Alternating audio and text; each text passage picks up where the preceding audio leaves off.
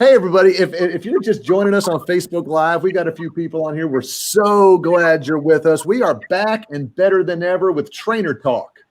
Trainer Talk. And we are so happy to have our trainers today. I'm Pete Blank. I'm one of our trainers. There's my buddy, Kim Robinson. Hello to you. And Mr. Michael Glaze. What's happening, Glaze? How you doing, Pete? It's good to be here, man. I'm doing real well. So it's good to see everybody. You and I look like we're in holes. Kim has a beautiful office with the window behind her, so we know who has the nice office around here. Thanks to everybody for joining us. If you're watching us on Facebook Live, listen, Trainer Talk is just 30 minutes for us to get together as some trainers, as some learning professionals, and just share some information with you all. And today's topic is pretty exciting, we think. Today's topic is all about performance management. And so we want to talk about, because this is a very human resources term, and we want to talk about it. I just did a training class for about 2 hours for a bunch of Merit System employees on this. So this is still, fresh in my mind. Kim and Michael also facilitate this, but they'll be sharing some good stuff as well. And this is a very HR term, y'all. This is performance management is very human resources. It's like, well, what about performance appraisals? And what about performance coaching? And what about the review? Yes, and yes. All of that is part of it. So let's begin if you all don't mind. And Greg says we got a little feedback. So does somebody have their phone with their volume up? If you can make sure your volume's down on your phone as we go through there. So Kim, Michael, let me throw up this definition and you tell me what you agree or disagree with. So when we say performance management, part of that is performance coaching with the performance feedback. There's got to be a performance appraisal form. And then I got to sit down and have the performance review. Does that cover everything? What do you like most about the process? Is this confusing to use so many words? What are your thoughts, Michael? Well, I like it. I like what's there. Everything in there, the coaching, the performance feedback, the appraisal form. Actually, the way that I see it is you're up on top and you're kind of going down. Because I love the coaching piece because that's going to make me better. The feedback, you're telling me where I have been throughout the entire year. That's big, the entire year. The appraisal form, now we're getting into somebody's got to put check marks somewhere. And then the performance review, who are you turning this into? It's got to be something that's got to be turned into somebody. But I love the beginning of it. I really like that. Awesome. Kim, what's your favorite part of performance management? Where do you stand on this? Yeah, performance management is basically how do we align the human resource, which is the employee, with the organizational goals. So that's basically all it is, how do we improve the organization? Well, we develop the performance of the individuals. Yeah. Performance appraisals is more of an ongoing evaluation of the employee. Yeah. So, they're different, but the goal is how do we develop the employee? And that's something we have to remember, especially in a post-pandemic world, especially as we have people who are working remotely and some people are coming back to the office. And how do we do this? Employee performance, that's our job as supervisors. I mean, if you're a supervisor, yes, you've got daily outcomes and daily reports and all that. But like you said, Kim, it's the human part. We need to be managing the performance of our employees and making sure. Now, most people just say, well, I do the appraisal once a year. What else do you want from me? Well, everything else you see in that definition, right? The coaching, the feedback, the review, that's what we want from you. So, Michael, why do so many people dread the annual review? As part of performance management, you've got the annual review, and I've got a video that Michael shared that I'm going to show later on about some of this. But, why do some people not like it, Michael? Why is it not working? I think the big reason people don't like it is because it's a have to. It's a have to, but nobody really cares. It's a last minute thing. I've got to get off of my desk. I've got to make it happen. Did anybody really take the time to do this? It's required, but nobody really took the time to go through the management piece. As I look back on what you just got through saying, the management piece is the cake, and the rest of that are the ingredients. And nobody takes the time to look at the ingredients. They just want the cake. Yeah. Send me the cake. It's just dreaded. Nobody wants to sit down and go to this meeting because they don't feel like anybody really invested into them to really do a true appraisal. And for those of you who are watching online on Facebook Live right now, go to the comments for me and tell us a little bit about what you like or dislike about the performance appraisal process, because we're doing some Stephen Covey here. We're beginning with the end in mind. So in our training classes, we start with performance management and we talk about coaching and feedback and best practice, and then we end with the appraisal. We're doing it backwards today, where we're starting with the dreaded appraisal, where we're starting with the awful sit down. So Kim, let's share with you. Give me a little history from your point of view. You've worked in multiple locations.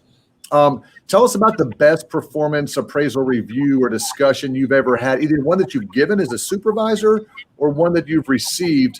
Talk about what a good process looks when it comes to the appraisal, the review, the end of the year discussion. Absolutely. Well, I can remember being new to human resources, and I had a wonderful manager who throughout the year, and this is key, throughout the year, she would do the micro moments. I call them micro moments on my performance. So 30-minute, weekly check-ins, and we talk about some goals and talk about things that, she's noticed. By the end of the year, it was less anxiety for me going in her office. Yep. And I think it's less anxiety for that manager. No manager wants to be the bad guy and just remember, well, this is what you need to improve on. But this is our job as managers. You have to do it. But when what I appreciated is it wasn't a surprise. And actually she showed me where there was development and growth in areas. And then there were still areas that I needed to work on. But nothing was a surprise because her and I, again, had those micro performance check-ins throughout the year. And so I think it's very important that when we do these appraisals, they're very personal. They have to do with the person, right? And so we have to make sure that as a manager, we're sensitive to that and that we have really taken time to develop a relationship and take time throughout the year to talk about different things and make sure that we keep the goals and the objectives and the strategic initiatives up front and in front of the goals. And so when we sit down this one time a year, and I hate that the one time a year, but that's a whole nother talk. But when we sit down, it's no surprise to the employee, because you guys have had this talk throughout the year. So they're not, what? I thought I was your favorite. Yep. And actually, we're still getting, you are my favorite. You and Michael. So we're still getting a little bit of feedback, Kim. So are your No, it's not my phone. Not your phone? Okay, good. Hey, we got a couple comments, Kim, that validated what you said. Number one, they're time consuming. So that's why a lot of people don't like it. If I've got 5 direct reports, 8 direct reports, I've got to sit down and do this. But someone else also commented, the ongoing feedback and check-ins are great. So Kim, by your supervisor giving you these little check-ins every now and then, it makes the end of the year appraisal that much better, that much easier. Michael, what's your history, your best practice around annual appraisals? I'm with Kim. The best ones happen throughout the year. Your year end is somewhat useless because statistics say that we really rate people on the last 6 to 8 weeks. That's not a performance appraisal. That is a 6 weeks appraisal. Your performance appraisal is really taking in all 12 months. And that's really important to do a check-in every once in a while. My recommendation is you do it a minimum of quarterly. You sit down and you have a performance conversation every quarter, and then you break it down from that, and you have lunches. You have frequent lunches with each other. You talk about things, and you don't call it appraisals. You have conversations, and you can bring those conversations into that appraisal once a quarter, and then you're set for that year end, and it can be a celebration rather than an appraisal. Yeah, Because that's it should that never be a performance. surprise. I'm sorry. Go ahead. I cut you off, Michael. Go ahead. I'm just saying it should never be a surprise. And if you're having those conversations throughout the year, that even in the areas that I don't perform well, I already know that. And so it's just another conversation. You're going, hey, we're going to get support in that area, or you really need to step up. But it's not a surprise. You and Kim are tracking 100% on that, because I 100% agree with you where nothing should be a surprise. Both of you said the end result should never be a surprise. It's a surprise to a lot of people who don't do the performance coaching throughout the year if they don't do those little moments. So, all right, let's go. Let's do what I call, I don't know what you want to call this, hot button, hot take, hot answer. So let's go through a couple of these still on the performance appraisal. Let's talk about location. We had a really good discussion about this in the training class today. Does it need to be in the office, behind the desk, at a Starbucks? I know I take you guys out to breakfast or lunch sometimes. What are some things I need to think about when I think about the location of this annual review? Kim, we'll start with you. Well, I mean, the office is fine behind a closed door, but Yeah. I think, a change of scenery is good for everybody.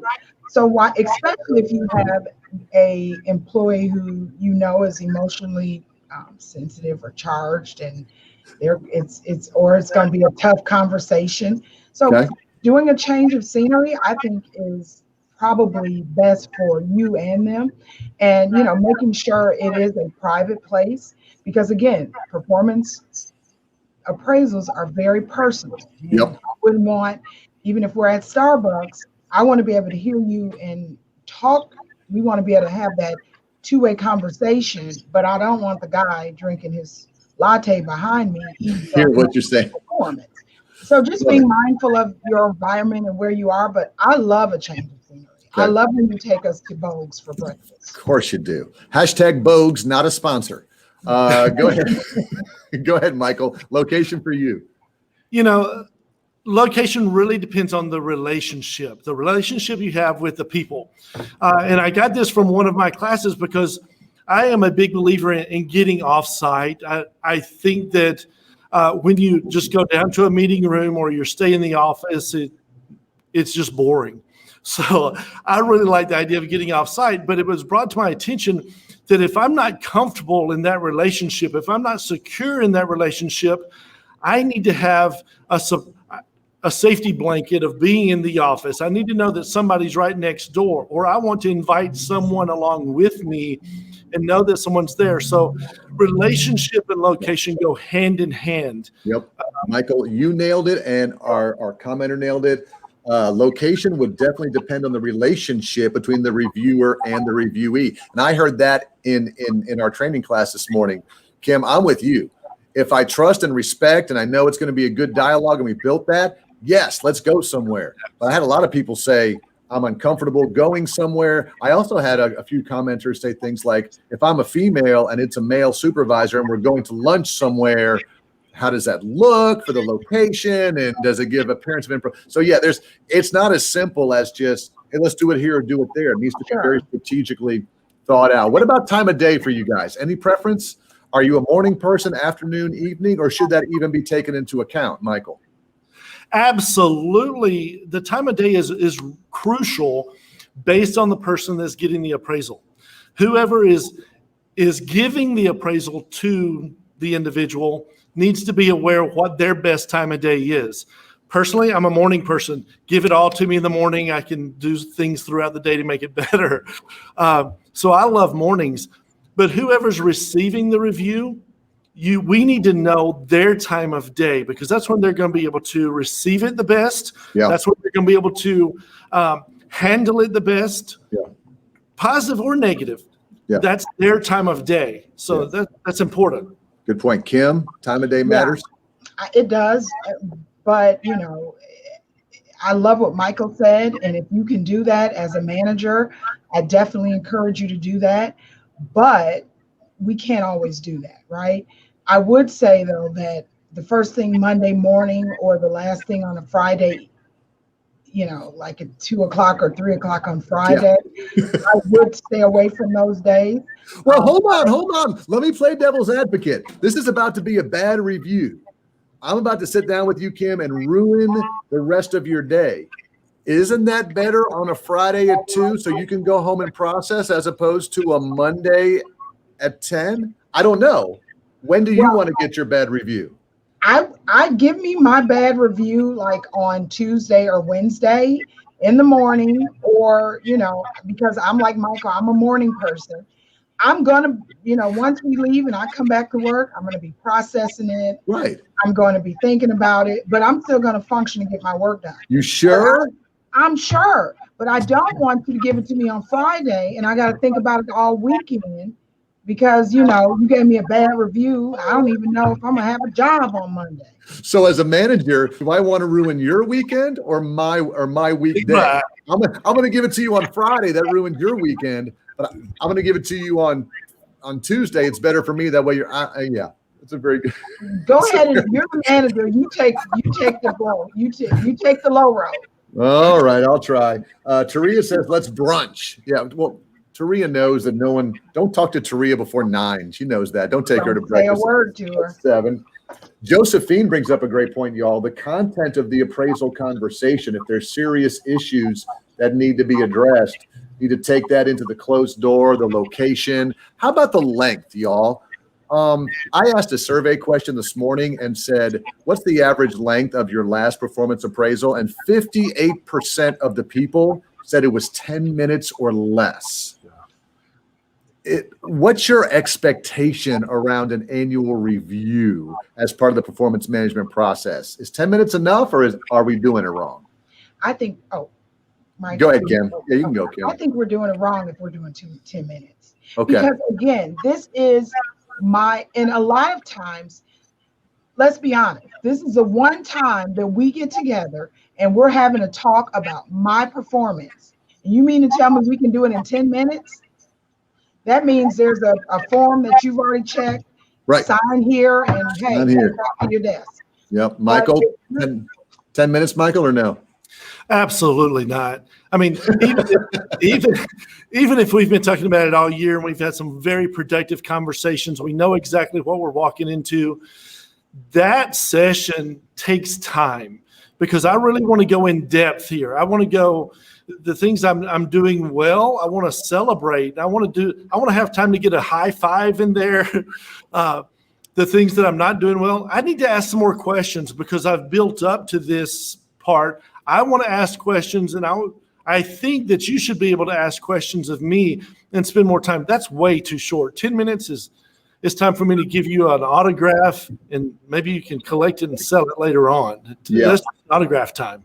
Yeah, and let's do 2 more on the appraisal. Then we're going to move on because again, we're putting the cart before the horse. Preparation time.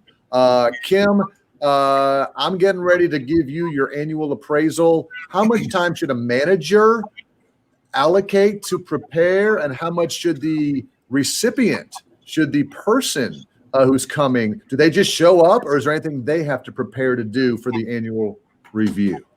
Yeah, I think, how long, the manager, hopefully this manager has, taken notes and kept a notebook on each of the employees. And so once it's time to prepare for these reviews, they've given themselves enough time to take the information they've been recording throughout the year and the talks that they've had and whatever, and put it on the form.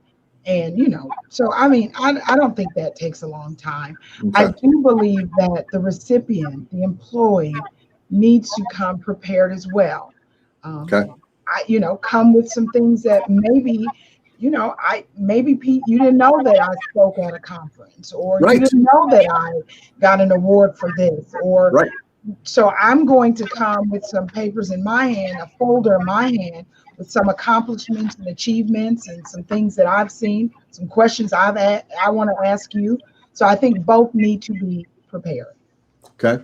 Robert's joined us. He said supervisors tend to hate the performance appraisals, likely a reason why they don't last very long. Robert, I don't know if you mean that the supervisors don't last long, or the conversations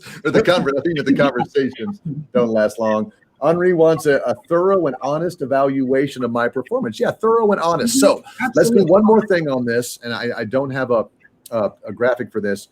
In local, those of you who are watching, we work in local government, but this applies to all agencies. But in local government, we have a thing that's called topped out. And topped out is we've got salary schedules for government jobs. And this happens at the state, federal, local level.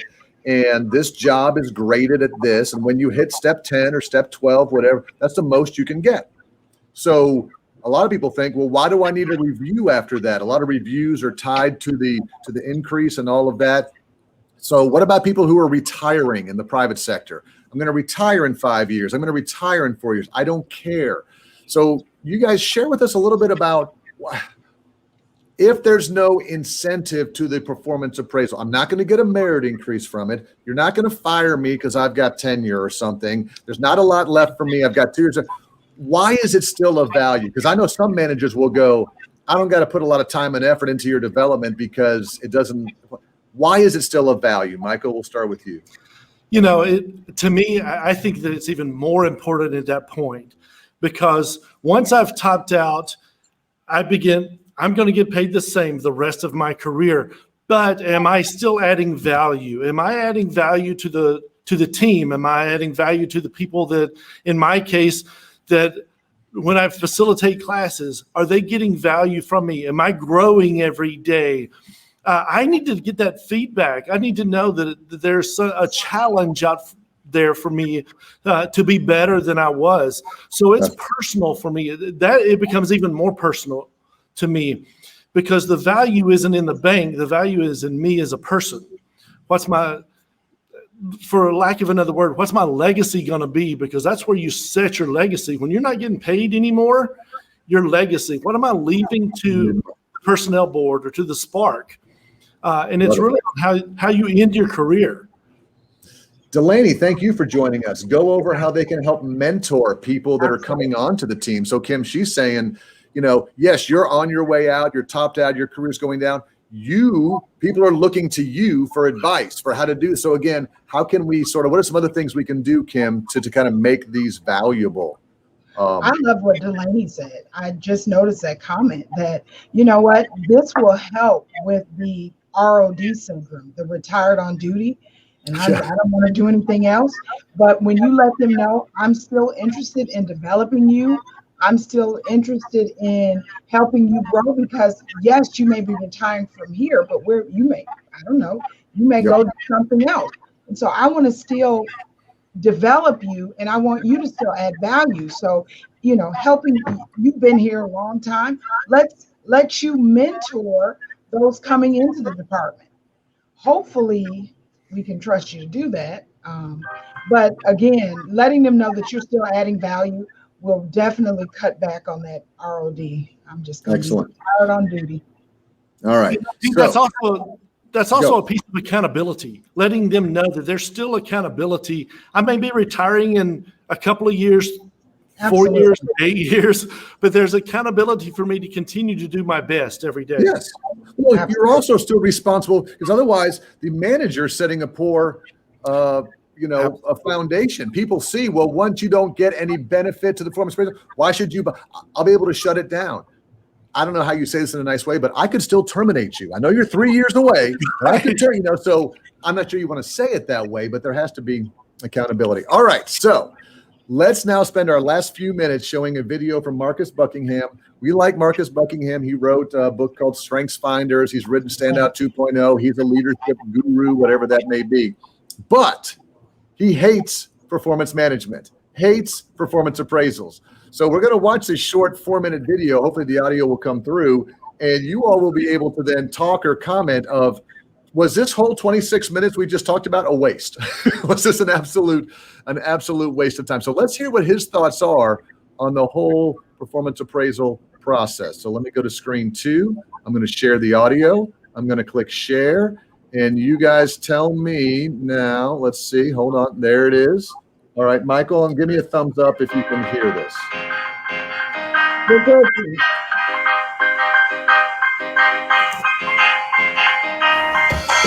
Everybody has decided. You need to turn your sound up for this. So we need to understand if we're going to make a better one, and everyone's trying to make a better one. We got to understand that actually a performance management system is made of two very different systems. You've got to understand each one so that you can solve for each one. The first thing is a performance acceleration system. Basically, how do I get performance out of you? I'm a team leader, you're a team member, how do I get performance out of you? We have to solve that problem. By the way, it's pretty straightforward problem. You work for me, I've got to figure out who are you, I've got to figure out what work you're doing, and I've got to sort out how every single coach should be a little bit better. That's tricky. You're busy, I'm busy. You might work on another continent, you might be playing my team. That's the problem we've got to solve. I don't want to get to know you well enough, get to know your work well enough, and I coach you course correct next week. If that's a problem, by the way, you don't build a feedback system. There's nobody's going, ooh, how can I get feedback? No one's asking. That's not a question that anybody's asking. And if that problem is how I get performance out of you next week, building a goal alignment system, no one can. You're not asking me to align to your goals. No one is. Goals don't help us solve the problem of how do you do more, better work next week.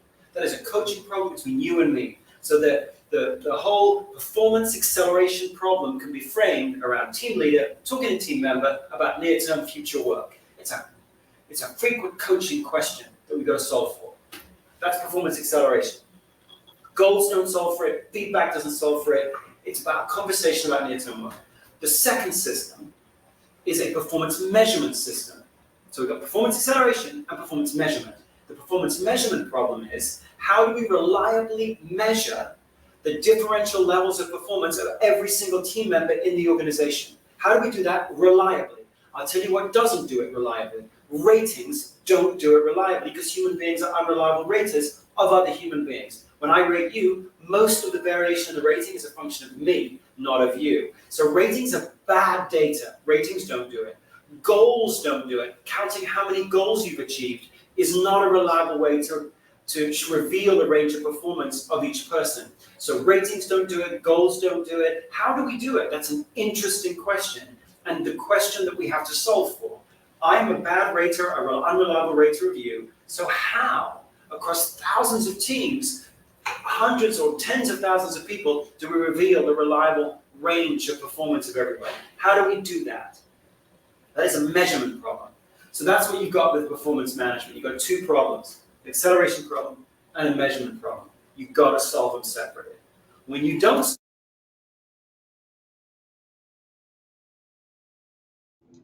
Unmute, Pete, unmute. Thank you, buddy. Let's just bring us back. Thank you, Kim. This is frustrating.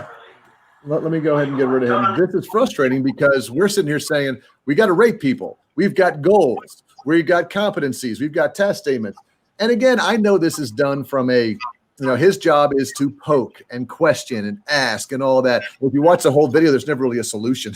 It's like you got to figure it out. But what are your thoughts about that? Two issues: managing the people, making people work better, and then there's a system, and these two never align. Michael? You shared that video with me. What's your opinion or take on it? Well, this is my opinion of the whole thing. He is absolutely correct. The thing he doesn't address, as you say, he doesn't give the solution.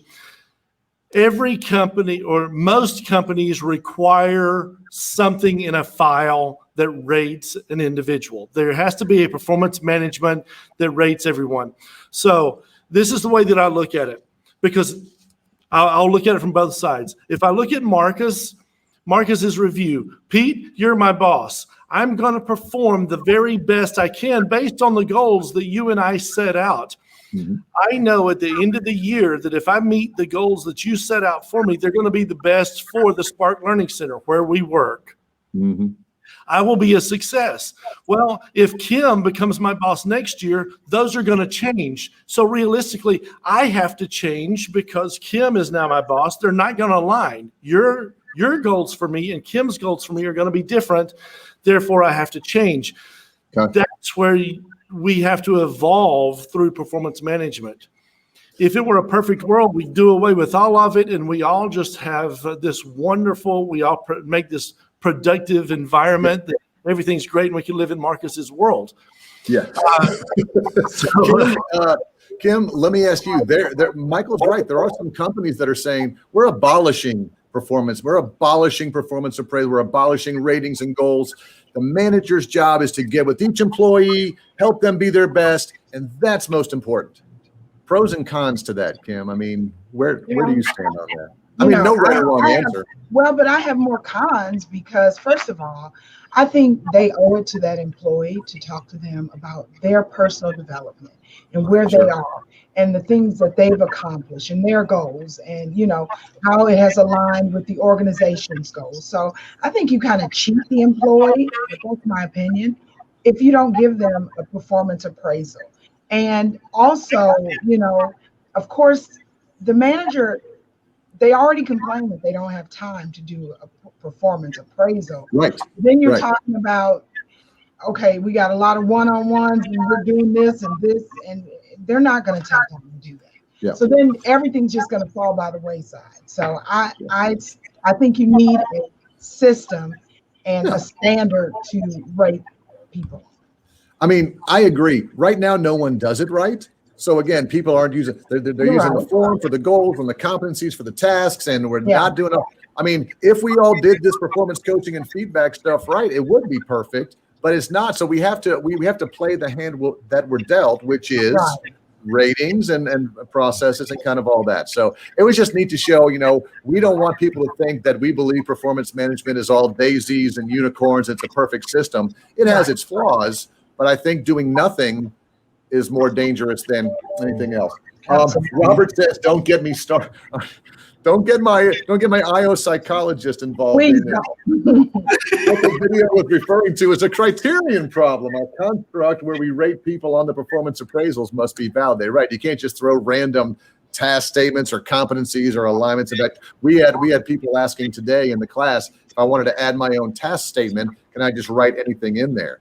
We said, you can, but there's a danger. You want to run it by our ER department, run it by our testing department, make sure we have it on file, because you could get in some dangerous territory, rating people on things that could have adverse impact and all that kind of stuff. No, Robert is good. That's what we love the interaction. Hey, Josephine says organizations need performance appraisals to, in a sense, quantify and measure the performance. If the goal is to develop and coach employees, then they serve that purpose. So we can't throw the baby out with the bathwater. We're going to teach this. Let's find a good system that works with good training of managers and kind of all that stuff. So listen, y'all have been great today. Final thoughts, y'all.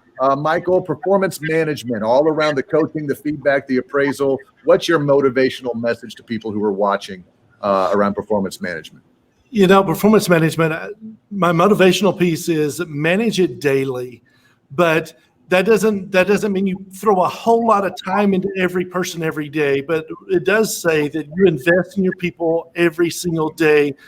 Take notes, celebrate the positive things, make notes of the things that they can improve on, their opportunities. Notice I didn't say negative things. Make notes of opportunities, bring those up often, but celebrate with them. Have conversations often and regularly. At the end of the year, you have a time that the management piece comes together. You have a cake, like I mentioned at the very beginning, that everybody always eating. I love it. Kim, how can you motivate us on performance management? I know that many managers dread it, but I think it definitely is our job.